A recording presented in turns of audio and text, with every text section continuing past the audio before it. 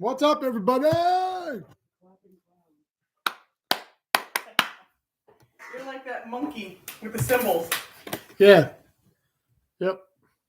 I'm like the trained monkey in the zoo. What's up, everybody? You know, I was telling Courtney all weekend. I did the sports show circuit for a long time, for a lot of years, at a lot of booths. My own, my charter boat, other captains I've worked for in the past, my drift boat business, my hunting business. I used to do a booth for two captains I grew up working for, selling caribou hunts and whitetail hunts in Kansas. So I've been out in the Midwest. I used to do the 10-day Cleveland show, but I always, and I know, whatever, it was a lot of work. But man, I always had a great time doing them. I always had a great time, and I was always a little kid at every one of them. And I always made time early. I'd always get to the show early before the public came in, and I'd always go walk around. I talked to so many people because I was the customer then, and Gramp every year took all three of us of his grandsons to the show at the Center of Progress building. And it was, long before the days of the internet and all that stuff where it's all at your fingertips in YouTube and you can watch anything you want, and to the point where you get bored sometimes with it because there's just so much of everything, but I always walked up and down those booths, those aisles, and looked at those booths, and you would see the trophy fish and the picture of the giant moose or buck or just, and you dreamed and you looked at it and you wondered what it was like if you were there, and how wouldn't that be incredible? And so I've been on both sides of that relationship my whole life, and I love both sides of it. I love both sides of it. I love being able to be filled with wonder and let my mind. I love to go to a tackle shop so much because all of the lures to me represent an idea, a story, a what if. It makes me use my imagination, and I love that. I love that. The imagination in your mind is the most powerful muscle in your whole body. And so I love being at the shows and seeing all the stuff, but then I like being on the other side too, and knowing that if someone booked a trip with me or now I'm promoting something different, it's Walleye Fest. If you come to Walleye Fest and fish the Derby, you're going to have a chance to meet so many great people, but win money or a boat or this or that. Or if I was the guide, I know I can't control the bites. I can't control what a fish does, but I'm going to tell you that we're going to just fish our hearts out the whole time we're together. And so I love being on both sides, and I love going to the shows, and I naturally like to talk to people, and we talk to so many great people. In really what was 4 days smushed into 3. Because we were at 2 different places on Saturday, and I really understand both sides of it, and that's why trying to create now Walleye Fest is a creation that is both things. It's customer centric and it's business centric, and by the businesses being together and working in harmony like this, we're bringing the customer a better, bigger, funner, more awesome event than ever. And then so that benefits them that way. And then they repay the effort by buying your wares. That's why you're there, is to sell your wares, whatever that may be. And you bring all that together in a great positive venue where everybody is doing well and everybody's needs are being met. That's really a beautiful thing. And so all the businesses put on their best face and show you their best product because they're trying one-on-one to win your business. And in a world now where a lot of, you look around and sometimes you think a lot of businesses don't care. Maybe they don't, but the ones that are going to be there right in front of you, trying to sell you one-on-one from what they have made or what they offer as a service or whatever it may be, to me, that's the most trustworthy, pure way of commerce is face-to-face, where you can see the person you're dealing with and you can listen to them and get a feel for them. And it's not just whatever, give me your money or not. I don't care. Because if it's not you, it's going to be somebody else. Who wants that? Really? Who wants that? And whatever the service or good you're looking to get, there's somebody awesome out there that does it or makes it. So if we can marry the two together, how awesome. And that's talking about the festival part of it, which is equally as important as the Derby, but the Derby we've made better as well. And that's going to benefit everyone, right? Let's see who's with us tonight. 43 already. There's 43 people watching right now. That's a big deal. Big deal to me. Don Birdie. Jason Wickeser. Rick Menzel, Sam Ortiz. Who's the winner? Cody Morrison. Ticket number 137 is Cody Morrison. Cody, get a hold of me. If I don't get a hold of me. If I don't hear from you by tomorrow at noontime, I will send you an email through the website app. But reach out to me on Instagram or Facebook or through the website. You already have his address, right? Yeah, I have all his information, but I guess I'm hoping he's listening. I'm sure he is. Cody Morrison is our first giveaway, and that is for that $25 gift card in memory of Pat White, and the dozen of the Carl Kapfer donated Oneida Lake custom fishing tackle, moonshine, jig and wrap style baits, custom baits. Some great colors, some great patterns in there. I like that weight forward. I'm a big fan of that weight forward moonshine style of jig and wrap. I maybe it's mental. I don't know. I catch more fish on them, but I fish them more than I do any of the other kinds from Rapala and any of them. And I really think that's just up here. Sam Ortiz, you said, who's the winner? Cody Morrison. I'm going to put it in here too.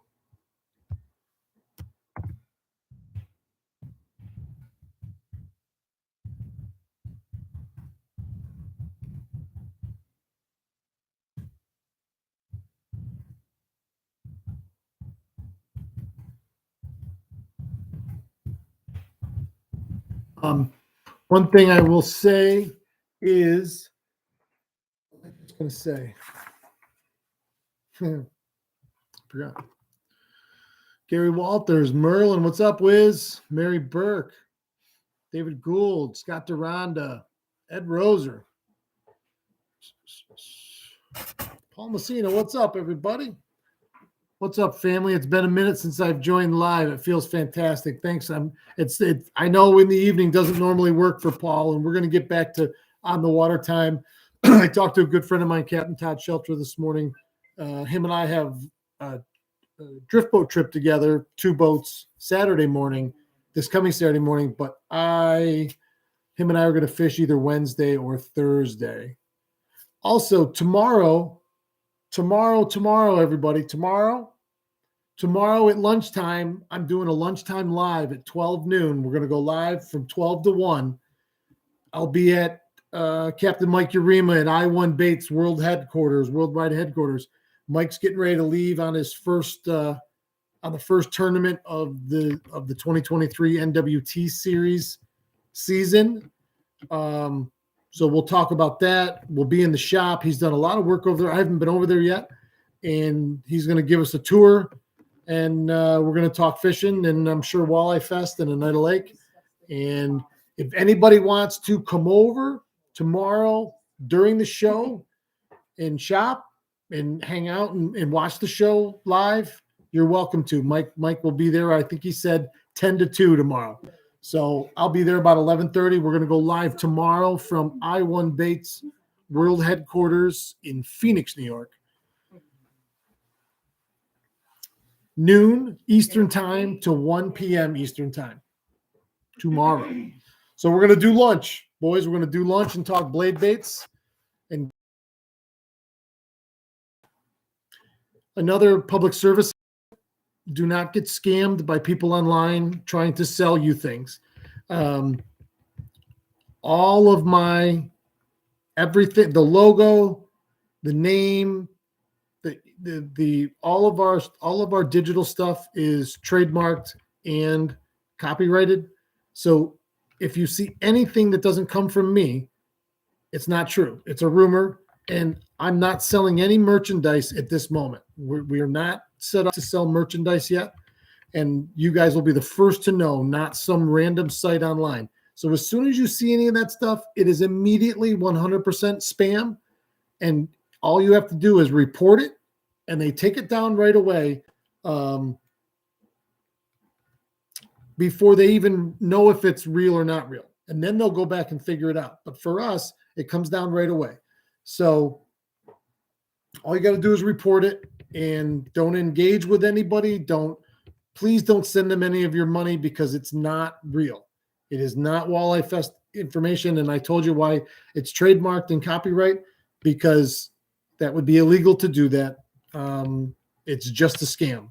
There's no product out there. They just want your credit card and to scam you. So please don't do that. Don't do that. I will let you know as soon as merchandise is ready, and it's not ready yet. So it will be ready, I guarantee, by the festival. And I guarantee that we will have a merchandise tent on site at the festival selling all kinds of cool stuff. I have a sublimated hoodie and tournament style jersey being done. We have a regular hoodie, a t-shirt, and probably a hat, I would think. Pins, everybody gets a free pin with their ticket purchase, and you pick your pin up at the Derby, at the festival. So that's logistically, it's the only way I can do that as well. So everybody just going to come and hang out anyway. So you get your pin when you show up, your commemorative pin, which brings me to another point. I have said publicly that if I wasn't looking for this, and I've had two people give me their old Derby pins, and one from 1984, one from 1987. So, and I've had two people since I've talked about them send me messages, and one said, I have a couple you can have, and one said, I've got a bunch of them that I would loan you if you were going to do a display. I would make a nice shadow box, glass front, and put shelves in there, and start something, start a collection that would be really cool if we could fill it. I mean, I never really thought of it before, but sometimes the best ideas just come from other sources, but if people want to say it's a thing, or if someone wants to build a shadow box and we could all contribute pins to it, and it would be displayed every year at the festival grounds, at the Derby, and at the awards ceremony, and every year we'd add the new one to it. I think that would be really cool. So I'm open to any of those ideas that people might have, and if someone is so inclined to take the wheel and wants to do, I know we have quite a few incredibly talented woodworkers that watch on a regular basis, and you guys are going to be blown away by what one of our own, Bob Hutt, is making for the Derby, that are going to be, I'm pretty sure they're going to be trophies. They're just amazing. I have that cork hat coming, that will be a prize, or at least a prize, or a trophy, whatever you want, a part of a trophy.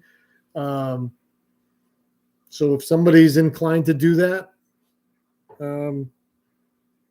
I think that would be really awesome. Quite honestly, I think it would be amazing. And something like the Charter Cup, that Charter Cup, I want my charter friends to all be involved in it, and have a passing of the cup every year, just like the Stanley Cup, and the captain that wins it that year, he gets to keep it all the way through to the following, day before. And then the Derby committee takes the cup back and then rewards it at the end of the Derby. So I think stuff like that's cool. It's tradition. That's why we're doing this anyway, right? That's why we kept it. This is the 44th year. And my three lucky numbers are 3, 24, 44. Those are my three numbers. 44 has been my lucky number all my life. This is the 44th year. Boy, that seems awfully coincidental, right? Mark Webb here, president accounted for, sir. Mark and I have talked twice today. Mark is our web guy. He was away at hockey tournament all weekend up in Lake Placid. I've talked to him twice today. I still haven't asked him how'd the tournament go and did he go fly fishing. So Mark, there you go.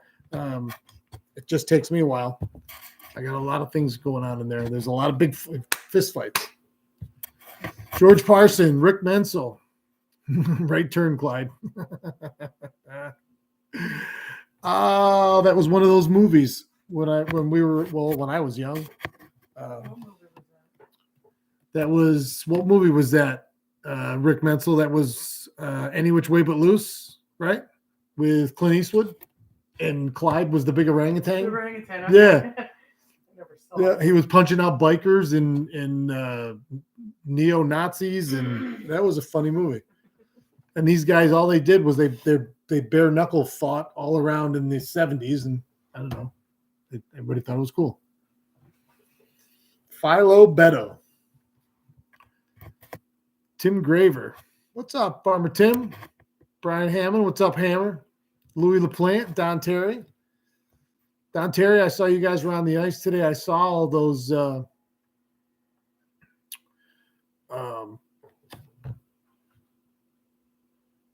I saw the pictures, and I saw those two big pickerel that Chris Bryan had. Man, those things are slammers. Michelle Love says, I am assuming the show at the casino was bigger and better than the last one at Fairgrounds. Just wasn't the same. It wasn't really much better. And I don't know. We're looking for vendors as we speak. But that show down there wasn't great. And it wasn't greatly attended, which I guess is because it wasn't great. And somebody said something to me today that I'd never really realized, because I kept thinking all weekend that the show hours were strange. And your prime time, they were already closed. And then they're like, well, yeah, you're at the casino. So they don't want you at the entertainment. They want you on the floor. I'm like, yeah, I didn't know that. I've never been to an event there other than I've been to the sports show before. But I never thought about it. But this guy said that, even concerts and stuff end early, which makes sense. The night's still young, so now you go out on the floor and gamble. So now it explains to me why the show hours were weird. And then I think in the show hours being weird hurt the attendance, because the first night, by the time anybody would have got out of work and had dinner, the show was already closed. So then what's the sense of being open? Because there was nobody there during Friday afternoon. Everybody's at work, Mike LeBlanc, what's up? Jim Wild Brookies made it live again. Hiram Moore, Sam Ortiz, Mark Webb. Congratulations, Cody. Yes. Yep. Cody Morrison. Just Paul, what's up? Mike Urema, we talked about that. Never mind, you just did. Bright Souls, hey, what's up? Everybody's wishing Mike good luck. He had a great year last year. Made it his rookie year fishing a co-angler for the whole circuit. Made it by points to the championship round, which is the top 40 anglers. That's the biggest professional walleye trail out there right now.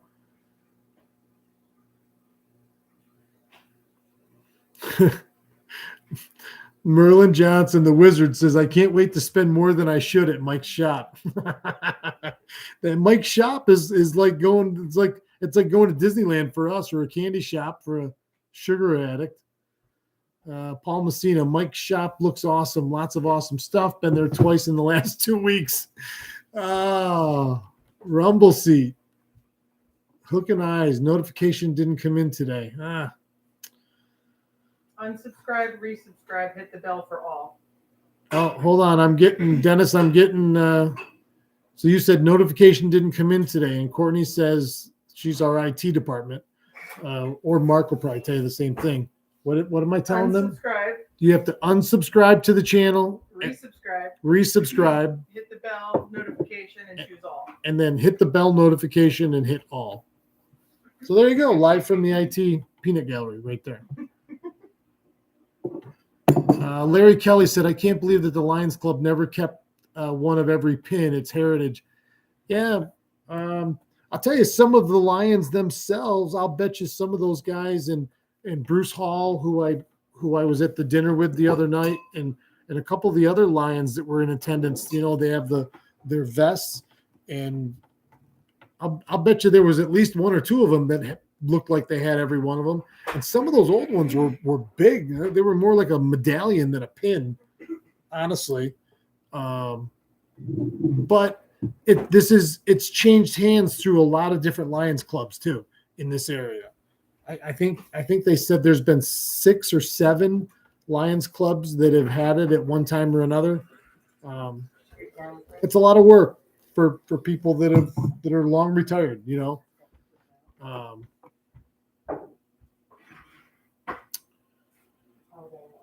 Jim Hagler, how you doing?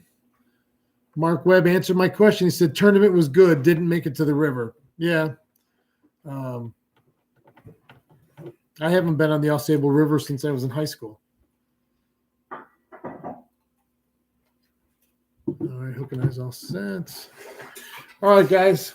Well, we'll cut this one short. I've got we'll be tomorrow at Mike's for lunch, and then we have a full evening of meetings for Walleye Fest. And Wednesday, depending on weather, or Thursday, we'll go live from the Salmon River. Captain Todd Shelter and I are fishing for fun one day this week, and I think we're gonna do a little plug fishing challenge. And each spot we want to fish, we're gonna switch guys behind the oars and see who gets more rods to crack over. That'll be fun. That'll be a lot of fun. So, and then him and I are fishing together on Saturday, so I'll go live from the Salmon River on Saturday as well. And with any luck, maybe a little fishing in between there. So a lot of great stuff cooking. A lot of great stuff cooking. And some more Walleye Fest news I got to make sure that it's real before I say anything. I don't like to put the wrong stuff out into the universe. So,